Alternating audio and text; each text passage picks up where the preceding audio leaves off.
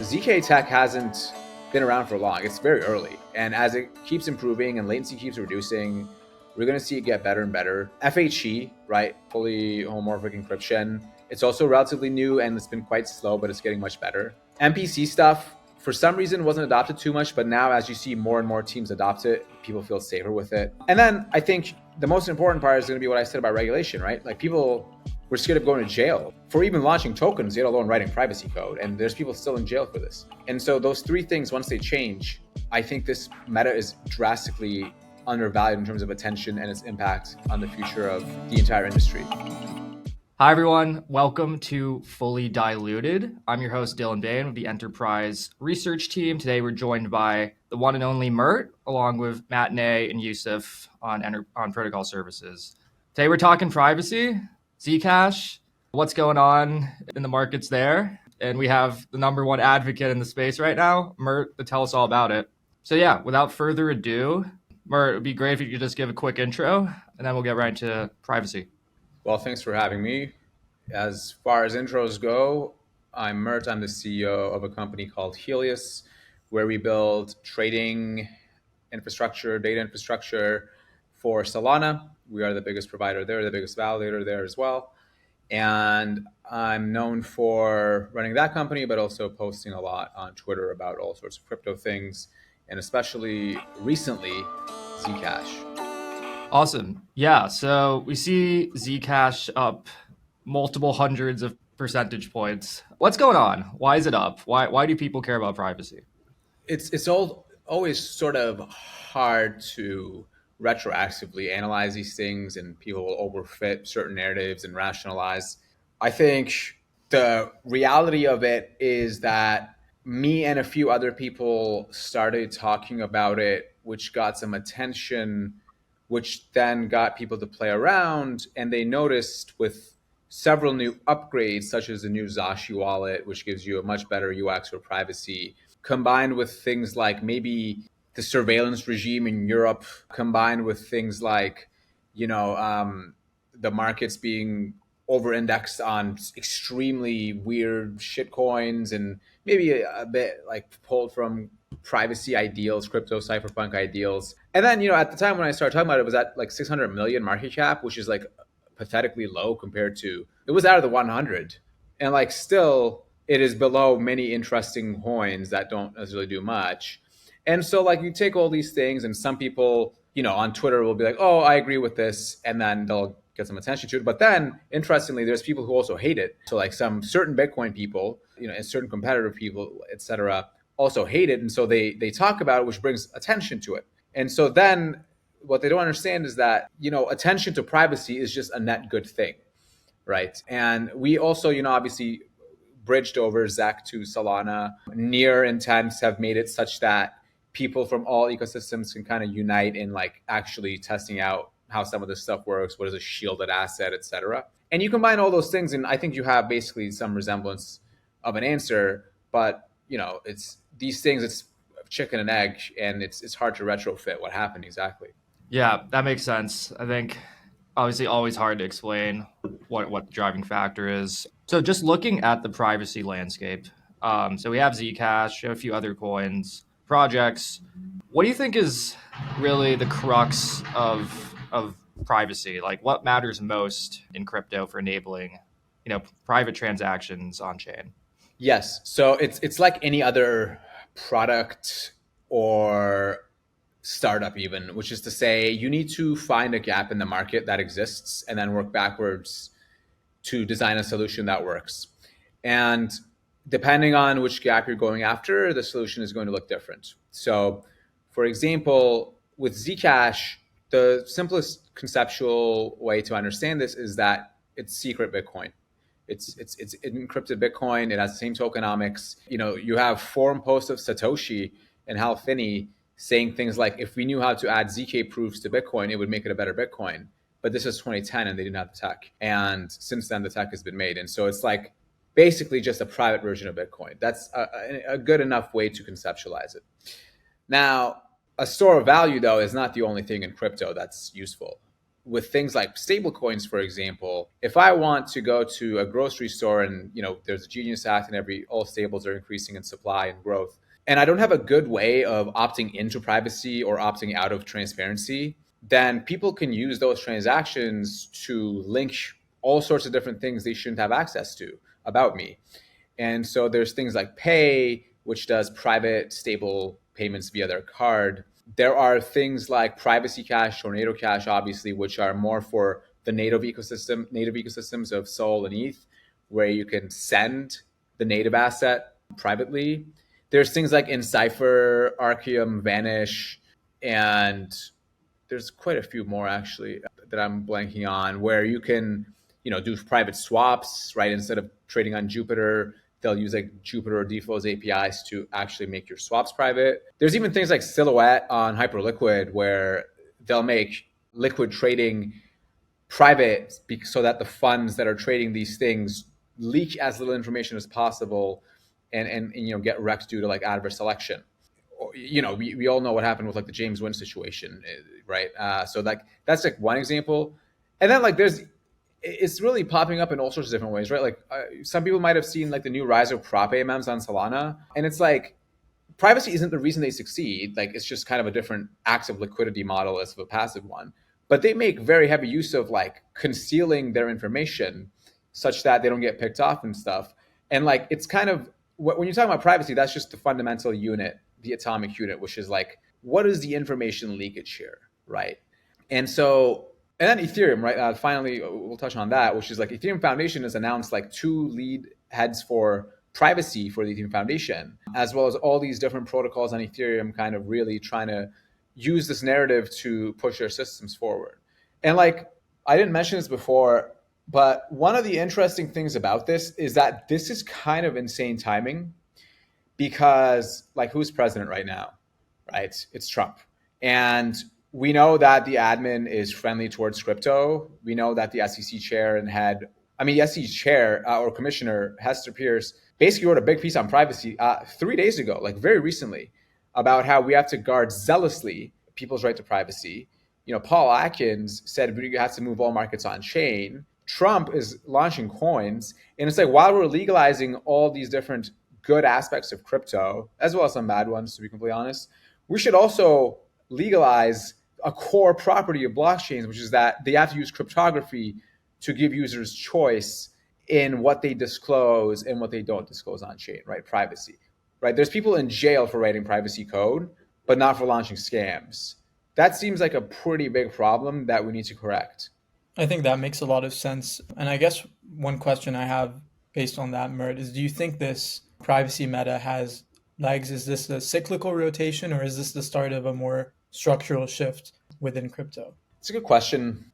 I would say there really isn't anything in human nature that's not cyclical in some dimension, which is to say, attention is finite, and the more attention something gets, the more attention is required to sustain it.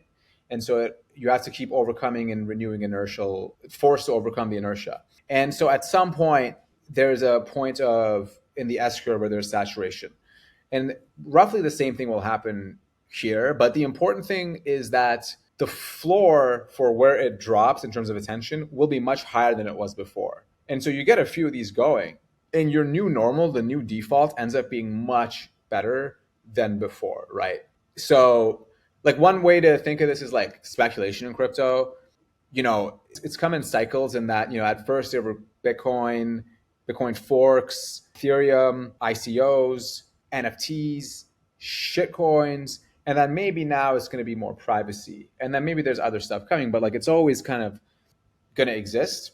I think it's on the builders, it's on us to use that momentum, that attention to actually drive forward sensible legislation and harden the engineering of these systems such that they endure and scale and are usable for many people. I think that makes sense. And I'm curious, like, what are your thoughts on why, we could not just tack on those privacy primitives to something like Bitcoin, for example, when it comes to adding like shielded addresses? Why do we need to essentially go a step further and create a new chain altogether? Yeah. So it's a good question, and then there's a few different answers for it depending on what lens you're looking at this.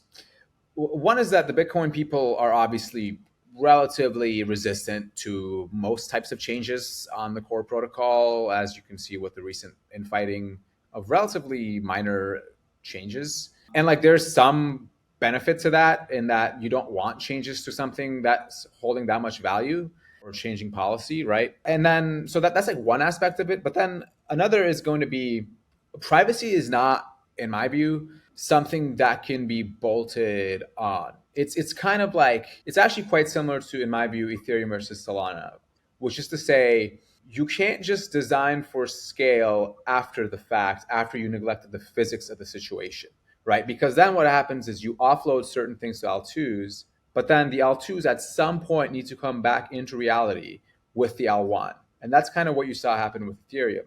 And that's why Solana was necessary. You have to start from first principles and approach the problem from a vertically integrated full stack solution. And that's kind of way more the case with privacy, because again, what is the atomic unit of privacy, so to speak? It is information leakage.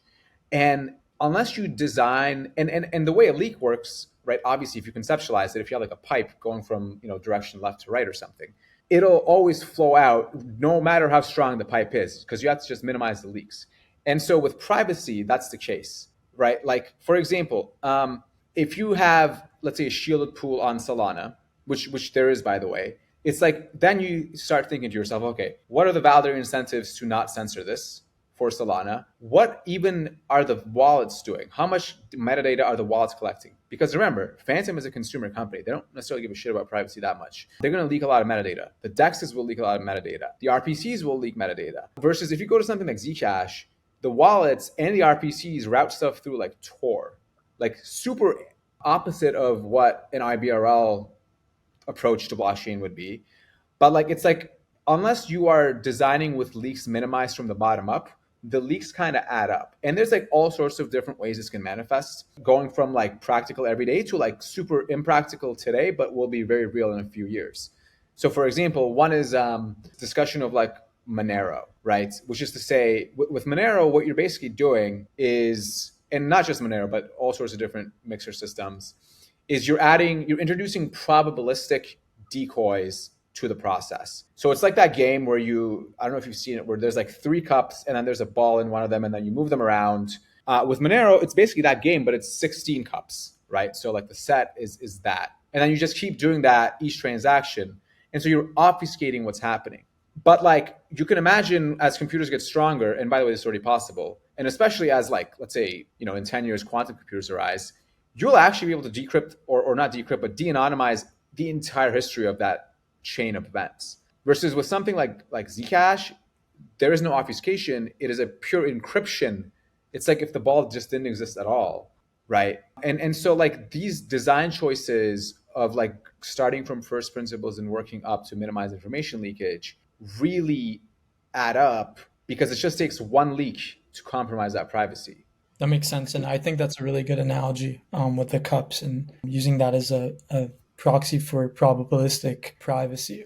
I'm curious, I know you talked a little bit about why what got you interested in Zcash, but what do you think Zcash, or where do you think other privacy projects, have fell short with respect to Zcash?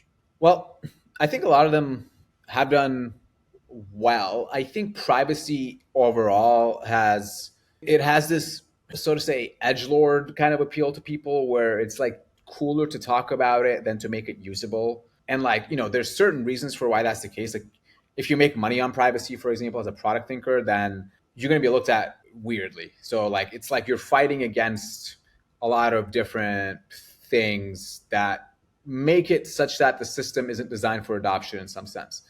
And so, but I think with this new wave of talent entering crypto, where you have people who are true to the roots of crypto, but also are smart young people who want to build better systems that are usable, I think that is going to change. I think that's really been just the biggest barrier so far, which is just like the UX side of it.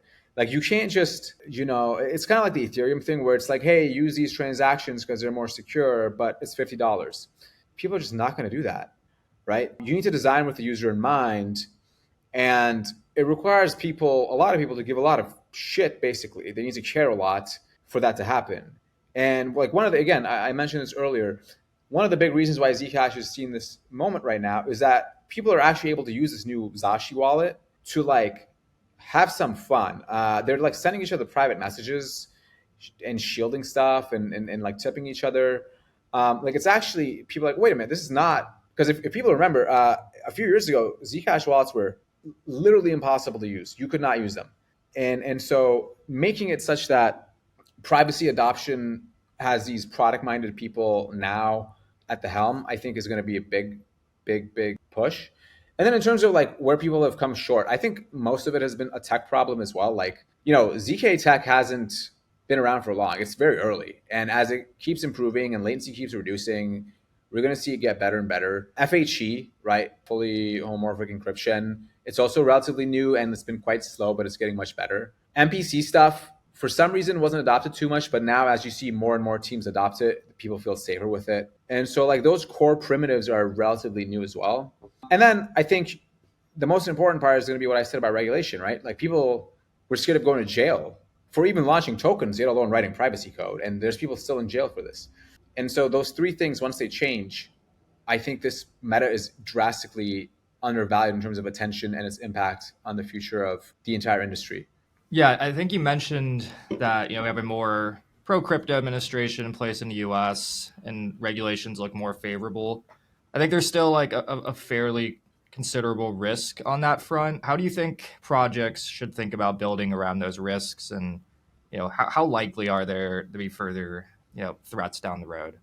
Well, I'm not American, although my company is American, so it's hard to say exactly. It does seem like, though, that the Trump administration is very friendly towards a lot of crypto things, sometimes even too friendly, I would imagine. Like there are certain things in like the reserve which probably should not be there, for example. So and then, the SEC commissioner, again, seems extremely friendly. On the other hand, Europe seems to be going the complete opposite direction, where your carbon footprint for your purchases is being monitored. They're trying to add backdoors to Signal. Actually, not even backdoors. They're actually openly telling you they'll scan every single private message. And that almost passed. And you saw the CEO of Telegram, Pavel, post about it. There's things like digital ID. And so one part of the world seems to be progressing. The other seems to be going the opposite direction. So, like, it's very hard for me to say because by the time this episode gets released, by the time somebody listens to it in like a year or something, the risk profile might just look completely different. The best thing to do is just going to be talk to your lawyer, talk to some smart people that actually understand this. I'm not necessarily one of them. Sorry, Yusuf, do you want to ask a question? Yeah, I do have a couple more Zcash questions. So, obviously, Tachyon is going to introduce some major changes to Zcash's scalability and privacy primitives. Mert, I was curious if you had any if there were any parts of that upgrade you think will have the biggest long-term impact on Zcash going forward. You mean for Tachyon? Yes.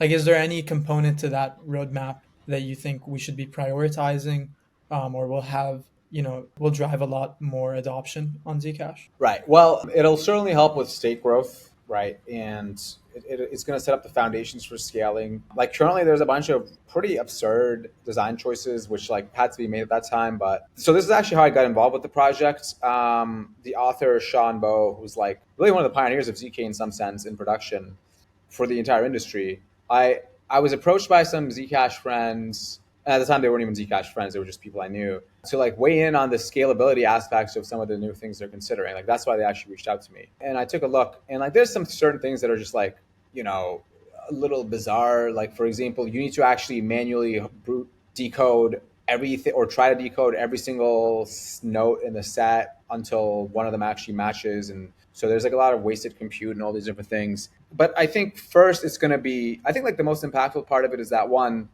it'll reduce state growth, but then two, it'll show to people that independent organizations like Sean Bowe are contributing to core changes that are being adopted and improving the ecosystem. And then there's a lot of other, like I have a lot of ideas. Obviously, I'm not doing this full time. I have to run a company as well. But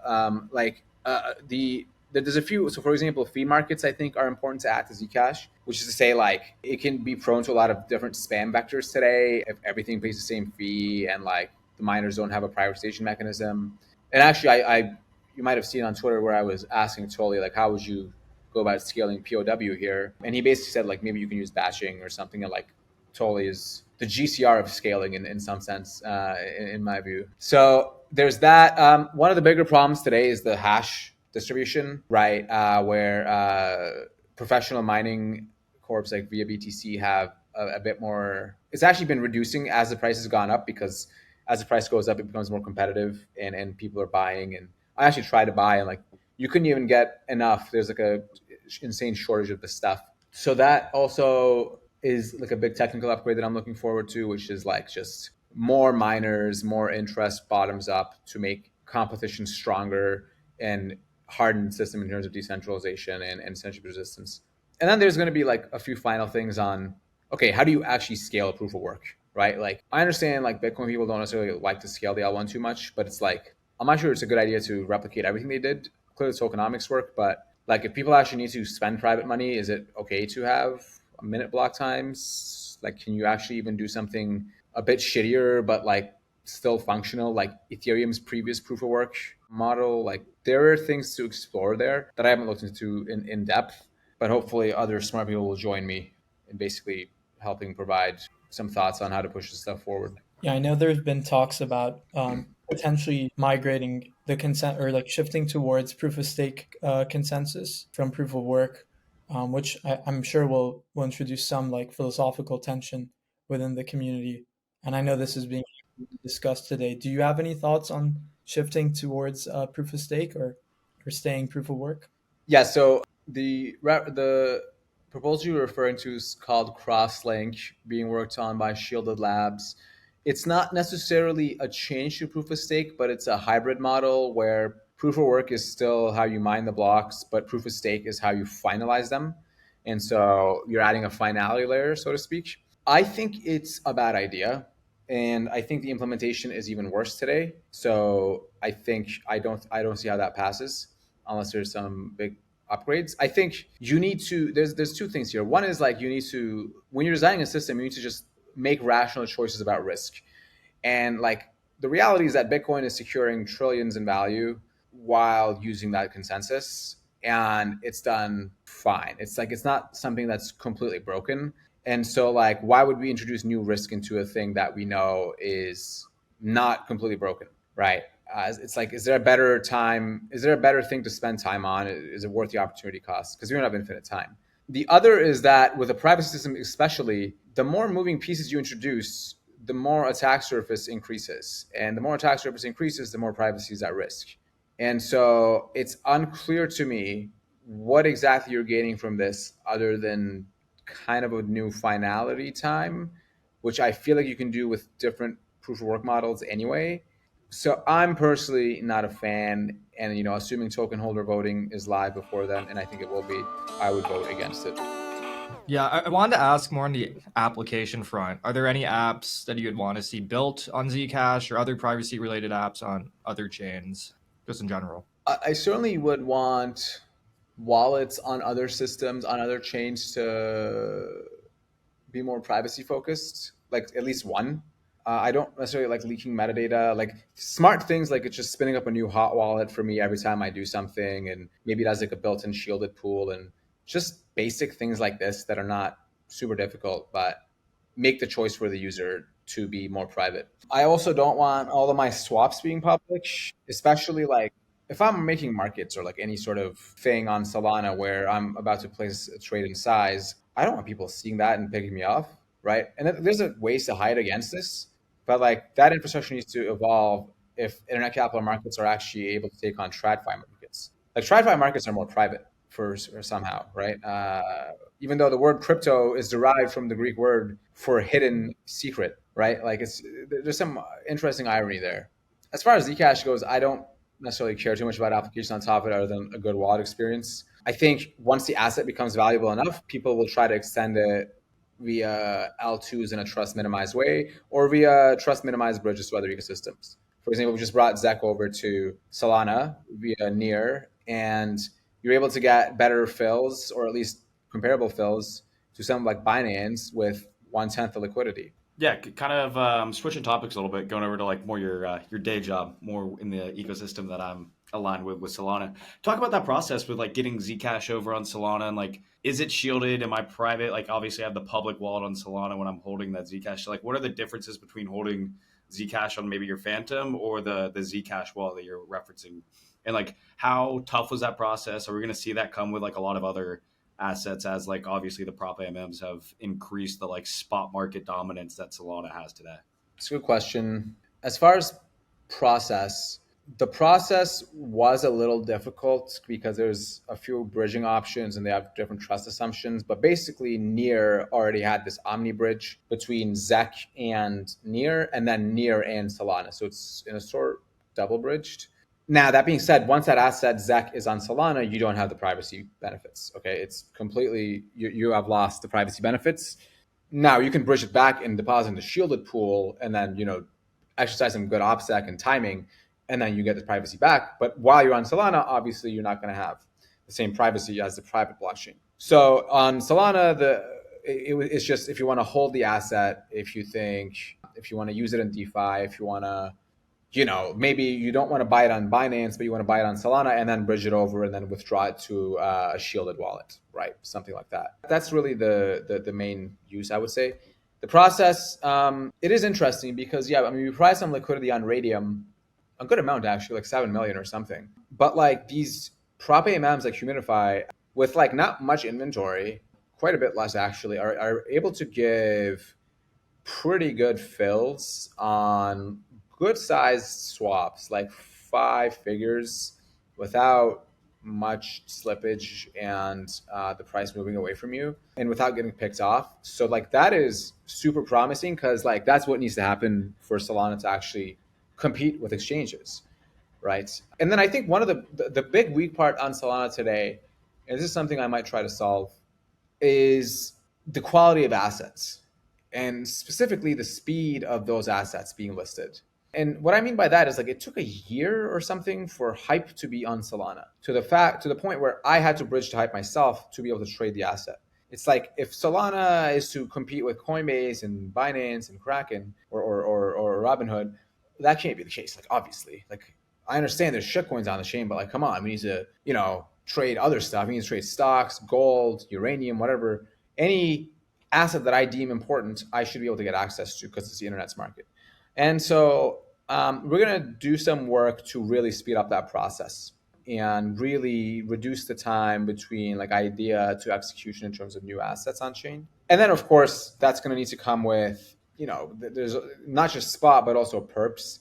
And I think a few teams are also going to be working on that as well in a way to do in a way that scales. So yeah, I'm pretty excited for that. I think even in the next few months, we'll see a lot of upgrades. Yeah, I was seeing Benedict Brady's post about all the different assets that you could trade on Solana, and it was crazy. Is XRP going to be the last one you push to get listed on Solana, or is that going to be one of the first ones?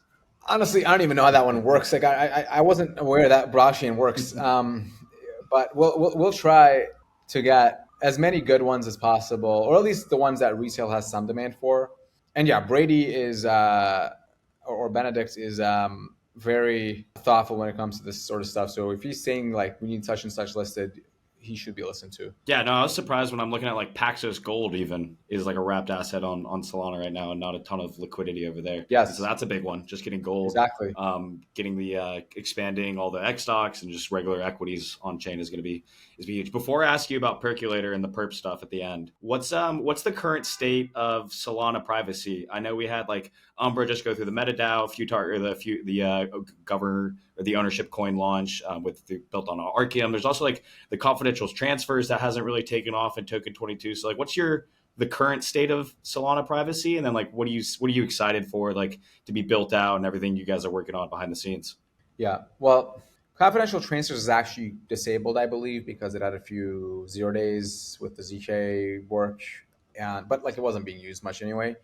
I think Archeum is definitely an up-and-coming team that has been building quite extensively. Light Protocol guys with ZK compression, which we helped with, obviously are another big team there. Umbra, Encipher, Vanish, Privacy Cash are others. There's one called ZK Soul as well. Like I had this idea where, hey, if I'm depositing Soul into a privacy pool, why shouldn't that just be an LST such that I'm also getting yield at the same time? And like if everybody does that, then they're making yield, but they're also making the pool more private. It's like this weird loop that's so obvious that people just haven't done. So I think that'll happen.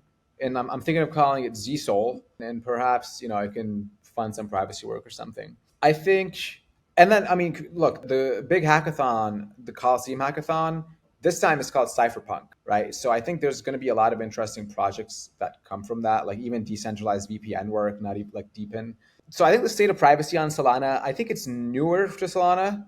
Like it certainly hasn't been as much of a priority just because privacy is relatively opposed to IBRL in some case. Like it's very hard to reduce latency and add privacy simultaneously. Like that's just a relatively impossible physics problem. But they're not mutually exclusive, right? Like if you just make the blockchain permissionless such that people can build on top of it, there will be some set of users who are like, I actually want such and such privacy features. And so as we keep, I mean, we're even doing this podcast, as awareness for privacy increases and people are like, hold up, like, why did I just put my entire financial life on chain for everybody to see forever until the end of time? Maybe I should have been a bit more careful. Like as people are a bit more aware of that, then I think they'll never hit the same PMF that other tools will hit, but it's the same as like debit cards today, like only your bank can see. And that's already a better experience in terms of privacy than everyone on earth seeing it, which is what happens in crypto. So it's like, how do we make it the default choice for product builders? Yep. Yeah, no, it's crazy. Even some of the guys in the office, you could just guess if they have the SNS or ENS of their name and go look up their wallet in 2 seconds. So yeah, that's definitely something that's huge and excited. And like also love the like urgency that the Solana Foundation, you also as well with Tolly and everything on Twitter, you guys see like the getting behind a narrative and like making sure that like it's the best on only possible in Solana, like that line. And so like you mentioned about it like with perps, this can be the last question and everything. So like where do you see perps with Solana? I know we saw Tolly vibe coding over the weekend with the percolator, and like what are you expecting to come out? Is the Solana eco gonna get that true rival to Hyperliquid, and are you optimistic on that in that realm of Solana? Yes. So to be clear, I'm a fan of Hyperliquid, and I don't think like they're gonna go away. I hold hype. I do think though that it's a very, very bad idea to sleep on Solana engineers, and I'm not sure how many instances of proof people need on this, but there will be many new perp stacks coming, and they will be very, very good. A lot of market microstructure and DeFi innovation has been happening on Sol recently, especially with composable DeFi and like active liquidity provisioning as opposed to passive. And there are ways where you can use those same tricks for what prop AMMs do to provide tight spot fills and apply them to perps fills, right? So it's like that's pretty obvious, I think, to anybody who's been paying attention, that you can provide an experience like that's still on chain, that's still discretionary, where you have competition between the makers and the takers, that's healthy, without necessarily imposing speed bumps or maker priority. So I think that is going to happen. And especially with aggregator wars now heating up as well, if you guys have noticed, like Jupiter's kind of facing a lot of competition with DFlow and Titan. And as the prop AMMs and the aggregators both start competing, the user and the exchanges get a very interesting edge here because everybody's kind of battling to provide them the best liquidity. And then you combine this with the fact that a lot of new core updates have been happening to Solana Agave as Double Zero picks up adoption, as Firedancer picks up adoption, as these scheduling bugs, fee bugs get ironed out, as teams like Helius, we get more sophisticated in terms of how we do trading infrastructure. I think like people are going to be pretty sidelined when the next wave of DeFi hits on Solana. Probably around breakpoint is my guess. Are you saying there's going to be a front end that we're going to be able to trade that's like a perp dex aggregator by breakpoint? Is that what you're alluding to? That has prop AMMs on the back, and that's like where the liquidity is coming from? I think it already kind of exists. It's not with prop AMMs, though. It's just aggregates existing perp stacks. It's called Ranger. I do think, though, there will be more teams now that they've seen what can be done using the prop AMM model to, and like this isn't like Ben tweets about this publicly. So it's like you can kind of fill in the gaps there. It's like, okay, that's probably what's going to happen here. And like Solana has like a very interesting critical mass of HFT talent, like probably higher than anybody else I've seen. like a lot of HFT folks, a lot of market makers, a lot of takers, a lot of searchers, and like those are the people who most people won't be familiar with unless you're like in the weeds in the forest. But like there's a lot of them on Solana, and they're relentlessly competing against each other to push the microstructure forward. Yeah, you mentioned Double Zero. Obviously, 2Z token just launched a few weeks back. I think 31% of mainnet stakes on the network now. Do you see any possibilities for the network to increase privacy or have some kind of tie in there for Solana? Yeah, I'm not sure how it will work with privacy. I do think Double Zero, token price aside, we use it for our validator. And we have number one validator, almost 4% of stake. And I think it's early. It's going to be a very ambitious and hard engineering challenge. But if they can do what they want to do, then it's going to be very important in IBRL and reducing latency and making all these markets that I just mentioned in the previous question and answer much more seamless behind the scenes, right? Like price action or price discovery, information propagation, less toxic flow for people, et cetera. They're all affected by stuff like this. And so I'm not sure how it will affect privacy. I think like BAM from Jito has interesting implications for privacy if it's adopted, which I'm not sure if it will be. Because technically with BAM, the transactions are private until execution. So really at best what you can do is blind sandwich, kind of. So it's just with Solana, these things are very hard to comment on because they change very fast. Like it's very hard to keep track. Yeah, I was wondering about the basically the sorry, I'm trying to word the question, I guess, is yeah, the spot market domination is clearly happening on Solana. And do you see this as like a really good time, as like kind of a lot of FUD coming out with Binance about the token listing, the whole ADL process that happened over with like that flash crash on Friday? I think there is a really good chance for like a true chain to kind of come into market and kind of get the like where price is found, and basically so like a DeFi, like a true chain. Do you see this as like a good timing for Solana to kind of come into this, and like with all the FUD that's going on with Binance, obviously that's where like everything's happened in the most. The volume is like, I feel like this is a really good chance. I don't know if you feel the same with like where Solana is, and like push all this out in the next couple months, and then boom, the dream has kind of come to fruition, and like everything is happening. Everything is being found on an L1. Yeah, absolutely. And I think even more than that Friday episode of ADLs is actually the recent episode of AWS outage affecting some L2s, which these are things you don't, it's like a bridge. It's like you don't necessarily consider the structural integrity of the bridge until you're going over it and you're like, hopefully they designed this bridge correctly because I have funds here, in the crypto parallel. With Solana, look, today, and you guys can correct me if I'm wrong, I'm still not aware of a single chain that simultaneously tries to maximize both performance and censorship resistance, right? Like both of those things at the same time, right? So with Ethereum, you have maximizing decentralization, but then you have to compromise real-time censorship resistance for L2s to work, right? L2s can censor you. It's not in their best interest, but they can. And then you have others going the opposite direction of co-locating everything and then being performance chains, but then really not having censorship resistance or decentralization. But I think for internet markets to actually function, they need to be unstoppable and they need to be uncensorable. And the way to do that, but then they also need to be usable, right? So you need somebody actually maxing both those verticals. And what's more is like, I like Tolly's framing on this, which is it needs to be permissionless because, I'm guessing most people in crypto are pretty big fans of capitalism, but like you need permissionless competition at all levels of the stack to arrive at the best product, right? Otherwise, if you have central planning of some parts of the stack, that's going to result in local maximums, instead of global maximums in some sense, right?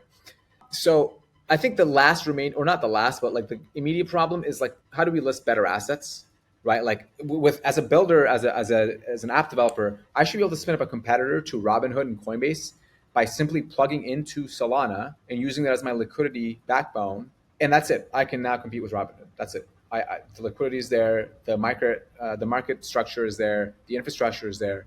The security is there.